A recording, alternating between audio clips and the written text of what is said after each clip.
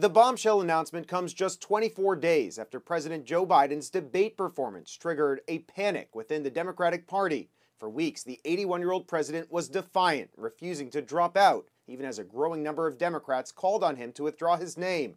Now, the embattled president has given in to the pressure, writing in part, "It has been the greatest honor of my life to serve as your president, and while it has been my intention to seek re-election, I believe it is in the best interest of my party and the country for me to stand down and to focus solely on fulfilling my duties as president for the remainder of my term." The announcement is being praised by Democratic allies on Capitol Hill and beyond. Former President Barack Obama calling the decision a testament to Joe Biden's love of country. With Biden now leaving the race, Democrats need to scramble to find a replacement. Vice President Kamala Harris quickly emerging as the frontrunner after receiving Biden's endorsement. In a statement, Harris called the move selfless and patriotic, writing, "I will do everything in my power to unite the Democratic Party and unite our nation."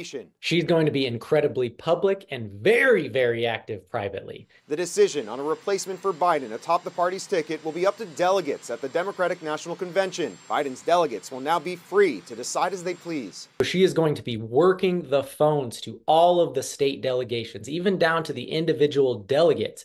And then publicly, she's going to be very active in just kind of presenting herself as the front runner by de facto. If Harris is the presidential nominee, she'll also have to pick a running mate. Possible options for a vice president include governors like Andy Beshear of Kentucky and Josh Shapiro of Pennsylvania, as well as senators like Mark Kelly of Arizona. Chris Devine from the University of Dayton wrote a book about vice presidents and explains what Harris would be looking for in her VP selection. Voters really put a premium on credibility. Someone who, they don't have to have decades of experience, but at least be plausible as someone who could take over that important role, and again, even the presidency if necessary. Kamala was in on it. She covered up Joe's obvious mental decline. Meanwhile, the Trump campaign has already pivoted their attacks against Harris. A pro-Trump super PAC launching a multi-million-dollar ad campaign, arguing that she is just as responsible for the president's record. And with this announcement has come a spike in fundraising. As of Sunday, Act Blue, the left-leaning nonprofit fundraising platform, reports that they've received some $27 million in small-dollar donations for Vice President Harris's presidential campaign.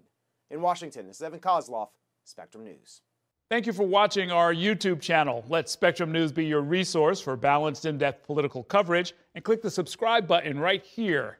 You can also download our app or watch us on TV to learn more about the candidates, where they stand on the issues, and more. We'll see you then.